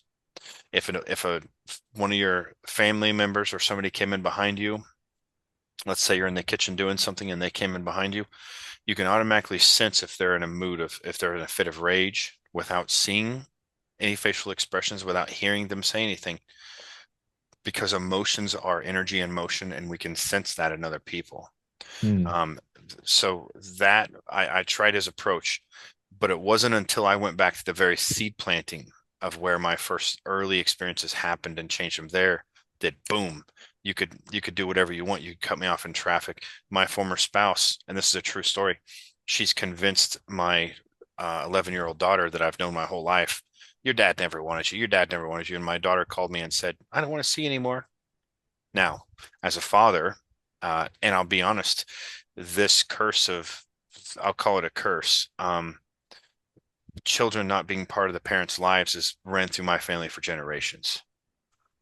My mom wanted to keep my father out of my life. So subconsciously, I'd be drawn towards what was familiar. And naturally, my first wife would be a woman that, as soon as I get divorced, would try to take my kids away from me. See, these unconscious patterns repeat at levels that way below our threshold of awareness. Um, mm, but when my 11-year-old daughter said that, because I've done enough work and I've cleared out all the traumas in my body, all the ones that I know of. That doesn't mean I still have don't have work to do. That doesn't mean that things might not show up. But I've worked on myself so extensially, going back and changing all of my early experiences in my childhood to where when that occurred, I immediately was surrendering it to the universe. I was like, you take care of this. And there was no body feelings. There wasn't any kind of upset or sad or pissed off or any of that. None of that. I was immediately within 60 seconds. I was like, okay, universe, you handle this better than I can. Not with my 0.006 percentage of conscious awareness that's biased. I'll let you take care of this. And it takes an extraordinary amount of self-awareness. And when you look at somebody like Joe Dispenza, I always question this. What kind of load did you have when you were a kid? What kind of load did you have when you were a kid? My first chapter in my book talks about my first load. I was born into a house of addiction and abuse, physical abuse, neglect, all of that stuff. So by the time I was 20, I was hooked on meth myself. And so when you look at the load I had as a kid, um, I carried that my entire life, and that's why the only thing that helped me was clearing all of that stuff out, the stuff that I now do for people on a regular basis. And Mm. so it's the dose that you're dealt that's going to be determining of how easy it is for you to go back and change that. I know Dr. Bruce Lipton. I know him pretty well. Met him many times, and he knows me. Like if I walked in a room, we'd just hug. Um, he says Psych K changed it for him. I've watched Psych K because I'm certified in it not work for people Mhm. depending on their load. And Do you think it's you know, because they either believe or don't believe in the process? So the I people that it worked for with Joe Dispenza or Lipton or whoever, it only works. It's not the process, right? It's not the process that they've come up with. It's the person wholeheartedly believing in what they're doing. That is the here's thing the that gets thing, them there. for sure. I think there's some to that. There is a degree to that, but it also depends on the load of the person because they can wholeheartedly believe this is going to be it. This is going to be the one. This is going to be the one. And they go through this process, and yet those icky feelings still show up. Something happens, and they suddenly their nervous system reacts, and they don't consciously know what it is. But your past is alive inside you, and it's only going to show up. It's not even going to show up in emotions. I've done a decade of emotional clearing on people, from body code to Psych K to quantum integration, different techniques I've learned. I've worked on people's emotions. And what I found is you clear out an emotion, and guess what? They're going to come right back with another one. The emotion is not the problem, it's an interpretation. A good way to But demonstrate emotion's that a is response, right? An there, emotion is a response, so it it, can't be a cause of a problem. right, exactly. It's not, it's a response. So what's the thing causing the response? The holographic imprint that only shows up as a subtle body feeling. And maybe it's not subtle sometimes, but it's whenever we have this flow of consciousness from 0 to 5, and it can happen. I mean, I worked with a woman a couple months ago that had severe menstrual cycle pain, and she was ready to go to menopause, and I was like, at your age, you don't want that. She had severe menstrual cramps every time her cycle would get to a certain point, dark, severe. We regress back. She's a teenager having her first menstrual cycle. So it doesn't always happen between 0 to 5, but anytime we're traumatized and there's a moment where we split, we go, part of us stays online where we're in the steady flow of conscious awareness. The other part gets zip filed off and stored in or outside of our body. And that thing will only show up as a body feeling. And usually I trigger these in people. Um, the one with cancer, I said one of the things we were working on was self-worth. You know, you're a worthy, valuable person, doesn't believe it at all. Yesterday, I had a woman, first time I worked with her. I said, what would you like to get out of today? What would you like to see happen? And she goes, oh, I don't even know where to start. And I said, well, self-mutilation programs, I'm going to name off some things. You tell me which one gives you the worst feeling. These aren't insults. These aren't to insult you. These are to find out in the beliefs you don't know about where there's a resonant frequency with a phrase. So if I said you're worthless, you don't deserve to heal, um, you're unlovable, and she said, I'm a burden. And I said, okay, I'm a burden. See, those gave some pings, little vibrate, like little body feelings. But the one Mm, that came to her mind suddenly was, I'm a burden. And I said, 0 to 10, how bad's that burden? I'm sorry, how intense is the feeling? Not how bad is it?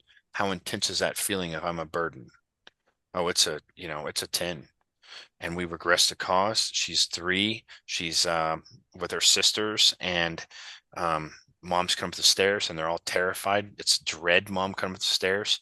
Of course, we didn't hit the seed, but we were getting to where this little girl at 3 had realized that um,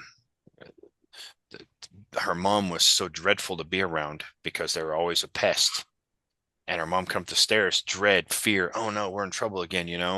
And then it came down to when she was really young, she had did something and got her sisters in trouble with her mom, and that made her feel all these different things built up holographic perceptions in her that were completely out of the threshold of conscious awareness. So here's what I think. I've studied about all those when it comes to change work. I'm a master level hypnotherapist, Psych K. I've done it all. So I've mm, looked at what's worked and I've looked at what hasn't. Sometimes it works for a person, and I don't know if it's depending on their level of belief that this thing's going to work, or I don't know if it's and I don't know everything. I certainly don't. I couldn't tell you what's going on either, other than this could be an alien experiment we're all part of. What we call Earth and life. I don't know. mm, Um, but I think it depends on the person's load and the load they have early on. And what I found is around 75% of those experiences that people have that are traumatic need specific attention. So you're not going to Psych K doesn't do that. Uh, Layered hypnosis doesn't do that. Affirmations don't do that. Meditation doesn't do that. Many of these things we're doing is just kind of layering in new stuff. I'm, getting into the subconscious and I'm trying to establish peace, trying to establish peace, trying to establish peace. But what if there's some holographic imprint that's holographic in nature and you're layering stuff over it and layering stuff over it and layering stuff over it? That's equivalent to trying to bury a rubber tire in dirt.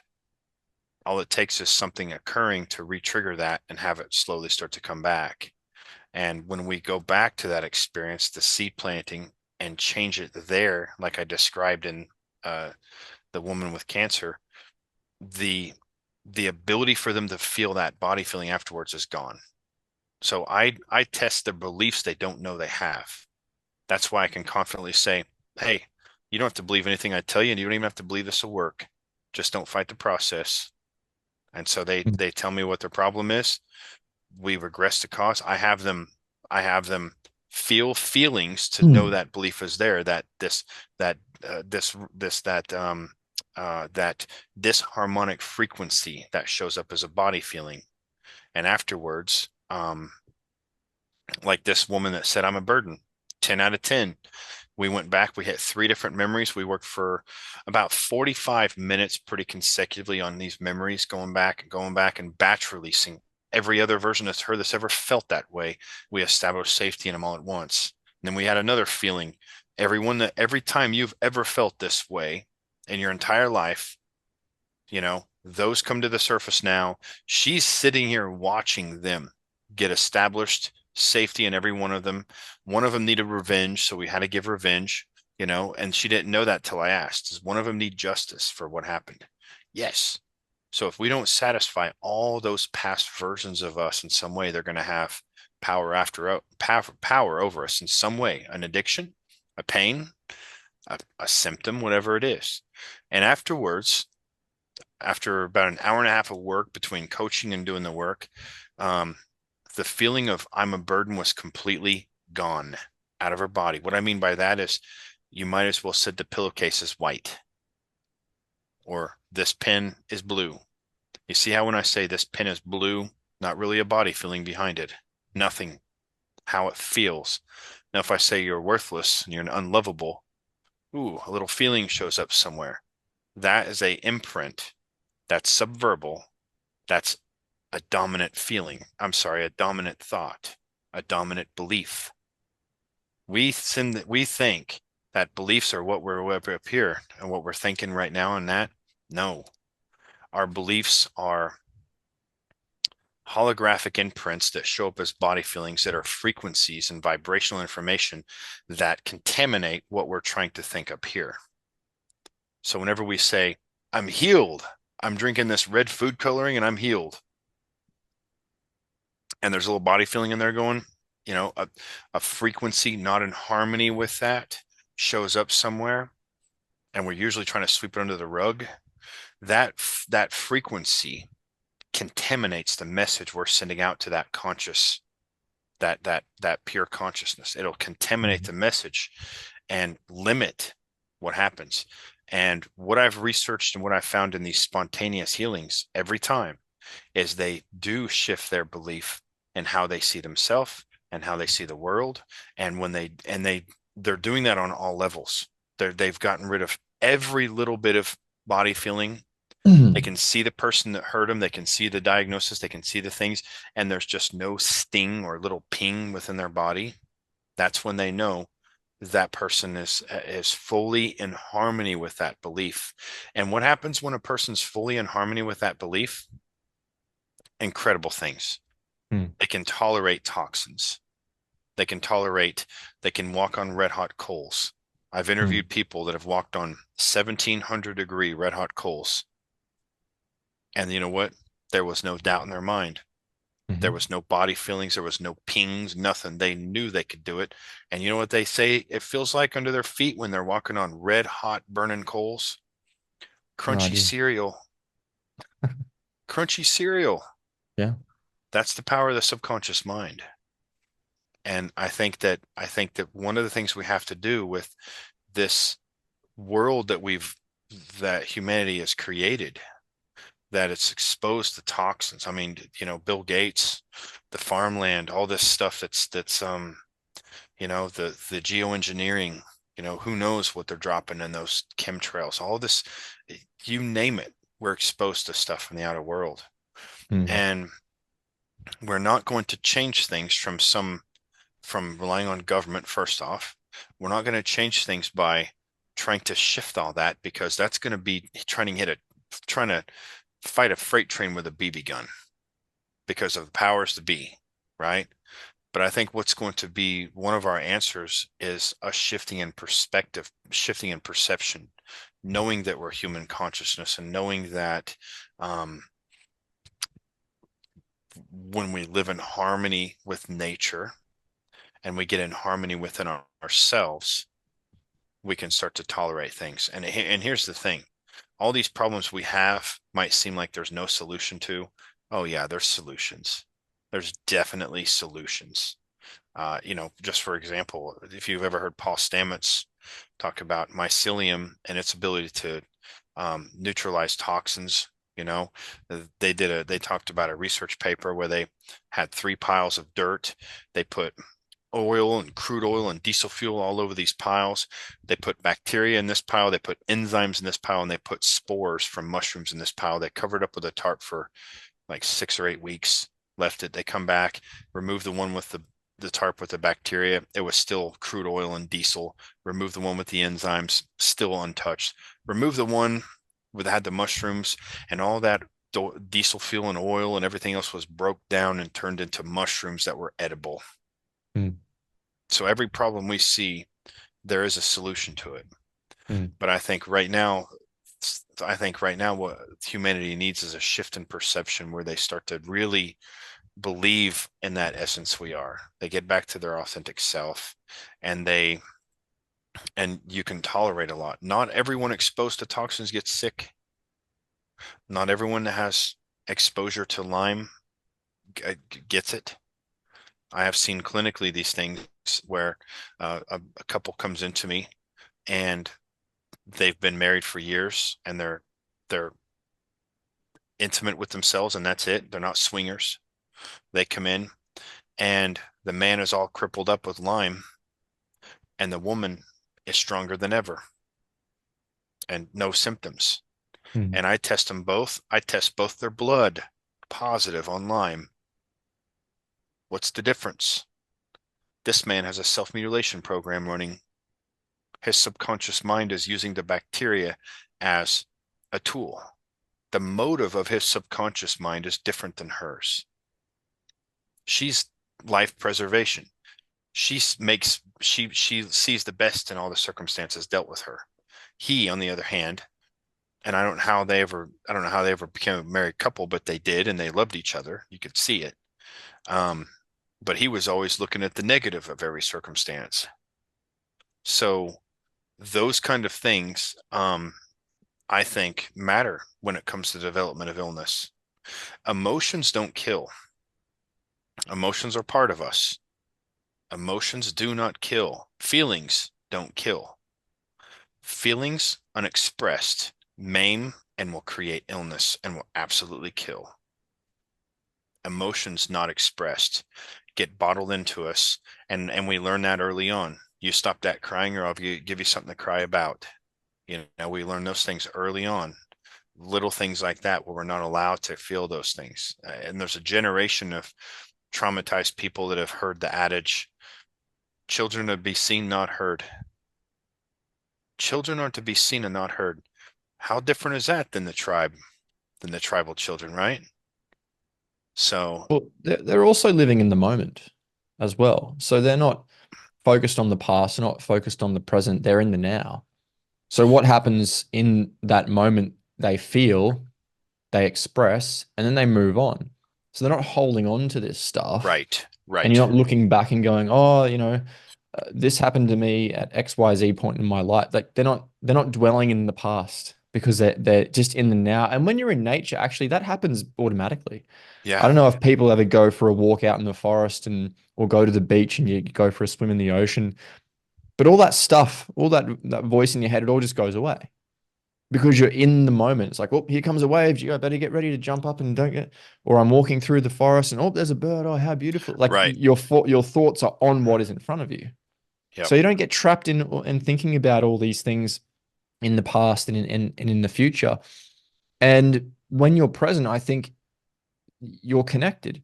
So you allow the thoughts and the feelings and the emotions to flow through you so they don't get trapped, right? But we don't have that these days. no, Where like even just your phone, this device where you have a phone and you have a photo album.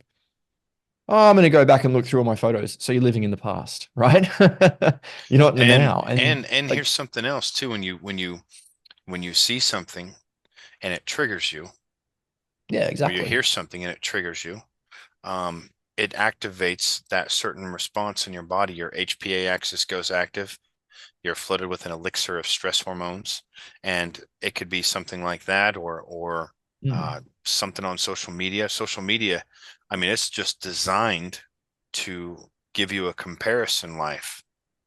You're looking Mm. at other people. You're looking at people that you're automatically at an unconscious level comparing yourself to. So what's it do in some ways? Yeah, I'm You not know, enough. I'm not enough, exactly. You know, and again, those are things that we're remembering. It's not the social media taught us that. It's we're remembering it from something else, and it's just it's poking a wound that's there. Mm.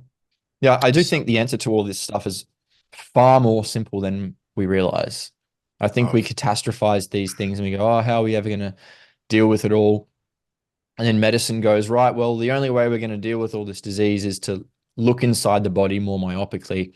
And it's got to be in there somewhere. But it's like, no, it's in the world that we are. It's a consequence of modernity. It's a consequence of civilization. Whether or not the toxins are going to get you or not, I mean, maybe they do, maybe they don't.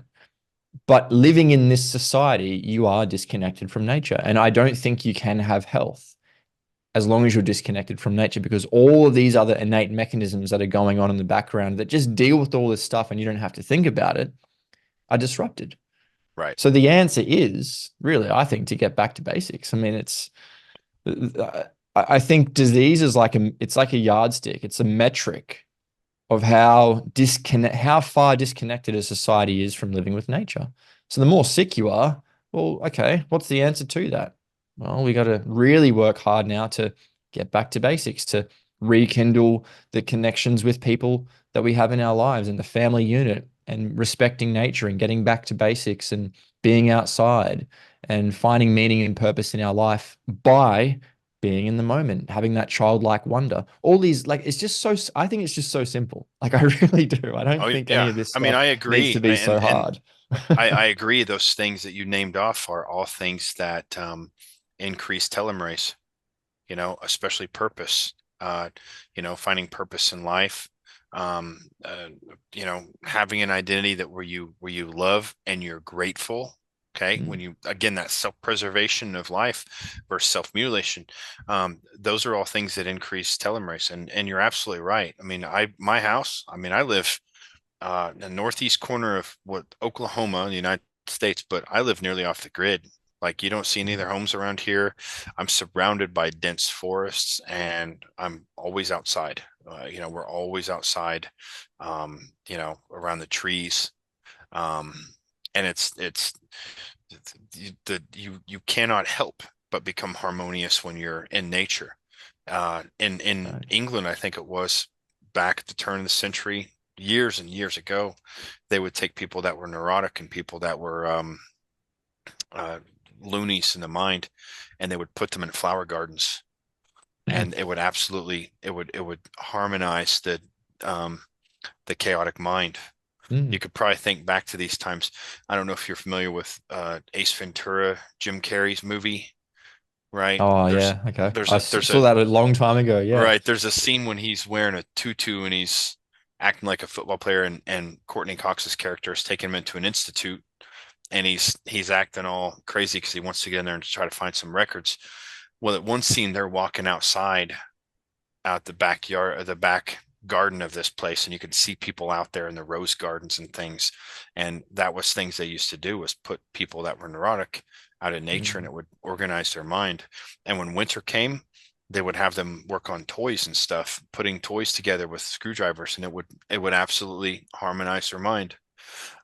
So back to basics, very much so. Basics are, we cannot be one without nature. Nature is us, it's who we are. And it starts with just getting outside. And if for people listening to this that are like, well, I live in the city, a park is a good substitute. Sit somewhere, be around trees. They're great air purifiers. You just get out to a park as often as you can, go for walks, ground. It's as simple as ground, putting your feet on the ground for half an hour at a time, putting your phone on airplane mode or setting it aside, just putting your feet on the ground. That changes the whole um, structural composite of blood. They do these interesting pictures of looking at person before grounding and after grounding and inflammation and things like that. So getting back to the basics. In fact, I don't know if it's true, but I heard a story once that Indians, when they saw the first white men that were soldiers, they looked at their boots. They looked at their boots they were wearing, and they said, "Your boots are going to kill you," mm. because they Yeah. were ungrounded, right? Yeah, you're disconnected, literally. Disconnected, right?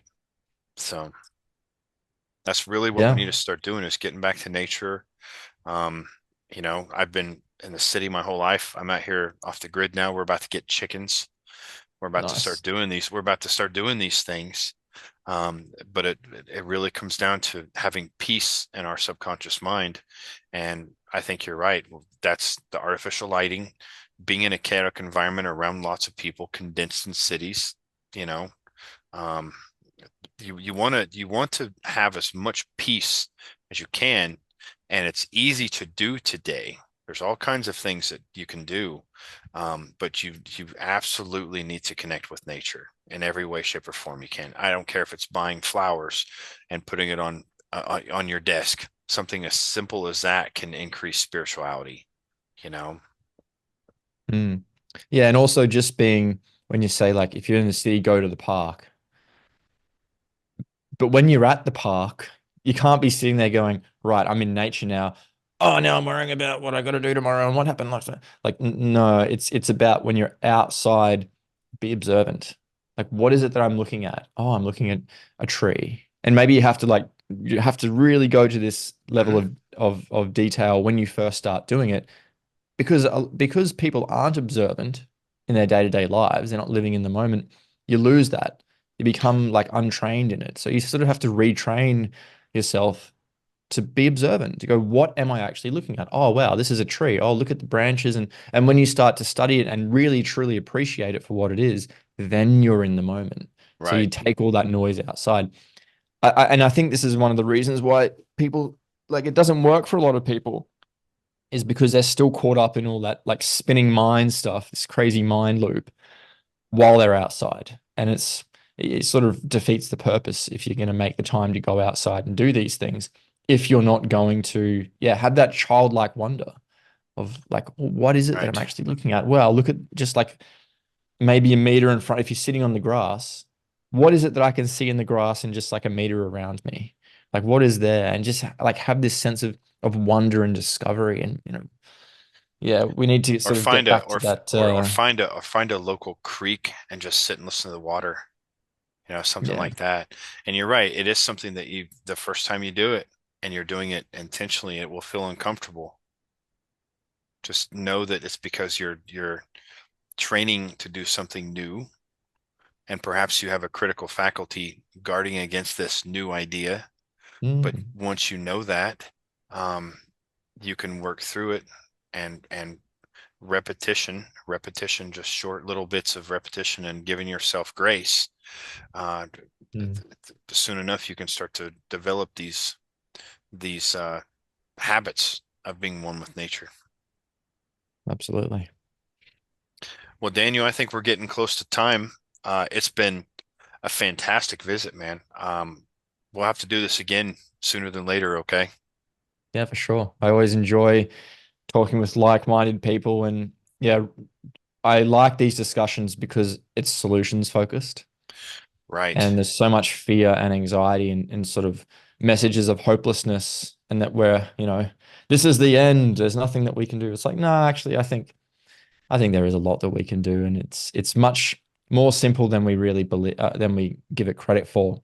I think we overcomplicate a lot of these things, and yeah, I like having these conversations because it just gives people that realization that, oh, actually, no, not all hope is lost, and there's still so much that we can do. And the world really is a beautiful, wonderful place, and we are incredibly powerful, and we can overcome any adversity that we come across in our lives. We just need to, yeah, as you said, allow these Yeah. things Yep. to occur rather than having the resistance there. So I appreciate the conversation. Likewise. How can people check out your resources that are more interested and I know you have a library, is that correct? Uh, Yeah. Yeah, they can go to humanley.com, which I think is up yeah, here. Humanley, Humanly. Yep. Humanley. I got a free webinar library there. I've got podcasts and blogs and things. I've also written a book called Can You Catch a Cold? So that's available now on Amazon, soon to be lulu.com. And yeah, I do podcasts and things from time to time. But humanly.com would be the best place. Or if you want to catch me on Telegram, it's just t.me/humanly. I'm also on Facebook as well, just under my name, Danial Roytas.